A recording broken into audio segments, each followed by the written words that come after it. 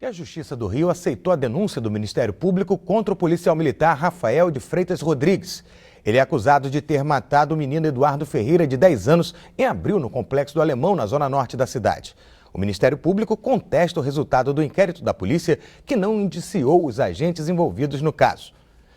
Para a Anistia Internacional, que tinha feito um protesto contra o resultado do inquérito da polícia, a denúncia aceita pela Justiça evitou um vexame para o Rio de Janeiro.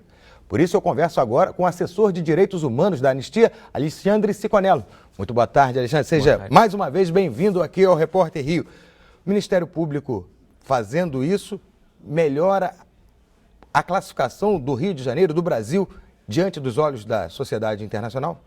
O crime foi muito emblemático, né? Um menino de 10 anos sendo assassinado na porta de casa com um tiro na cabeça foi algo que chocou não só o Rio de Janeiro, como também a comunidade internacional.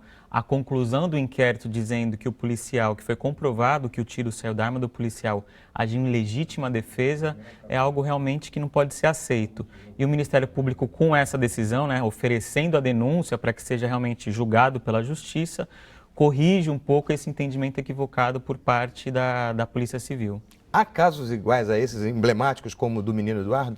Há vários casos, né? Mesmo esse ano no Rio, há outros casos de adolescentes que foram também mortos em operações policiais. Há o caso na Providência, do que até foi comprovado que os policiais forjaram a cena do crime para evitar responsabilização. Ainda a gente precisa caminhar muito para que todos os casos, né, em operações policiais que tenham usado a força de forma um pouco abusiva e que tenham provocado vítimas não só com eventuais suspeitos, mas também entre moradores, crianças e adolescentes. Eu vou pedir um minuto para você, para a gente saber como foi a reação da mãe do menino Eduardo à aceitação pelo Ministério, da aceitação do pedido do Ministério Público pela Justiça. Vamos ver só. Eu estou muito feliz em saber que o Tribunal de Justiça aceitou a denúncia do Ministério Público e vai julgar esse policial que tirou o meu Eduardo dos meus braços. Estou com um pouco de felicidade e, acima de tudo, eu agradeço a Deus, porque sempre eu pedi a Deus que não deixasse eu lutar em vão. Esse policial sendo julgado, sei que não vai trazer meu filho de volta, mas vai aliviar um pouco meu coração. Um coração de mãe, coração ferido, que é uma ferida que nunca mais vai cicatrizar, mas infelizmente meu filho não vai estar aqui de volta. Mas eu prometi para meu filho que eu ia lutar por justiça até o final e eu vou lutar com unhas e dentes. Bom, a gente viu aí esse depoimento emocionado da dona Terezinha.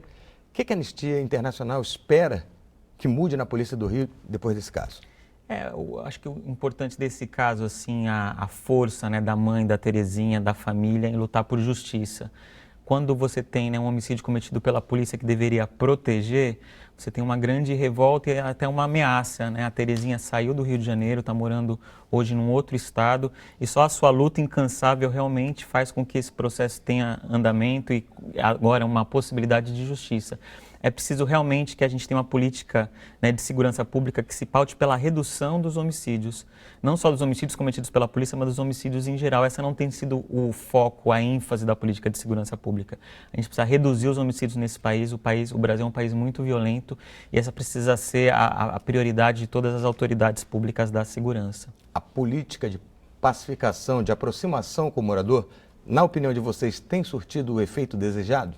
Nas áreas de UPP, caiu um pouco o número de homicídios, então alguns índices de criminalidade realmente abaixaram, mas a lógica, né, da corporação, do policial da UPP ainda não tem uma transformação de realmente ter um cuidado maior com a comunidade, como isso foi colocado no início da política. É um avanço sim, mas a gente precisa avançar mais, principalmente na redução da letalidade. Você acha que isso está, a preparação do policial que vai servir na UPP, está no meio desse cerne dessa questão? Está no início, né? Assim, uma nova preparação, uma nova polícia, uma polícia que esteja próxima da comunidade, não encare, principalmente comunidades de favelas e periferias, como um território criminoso que precisa ser enfrentado.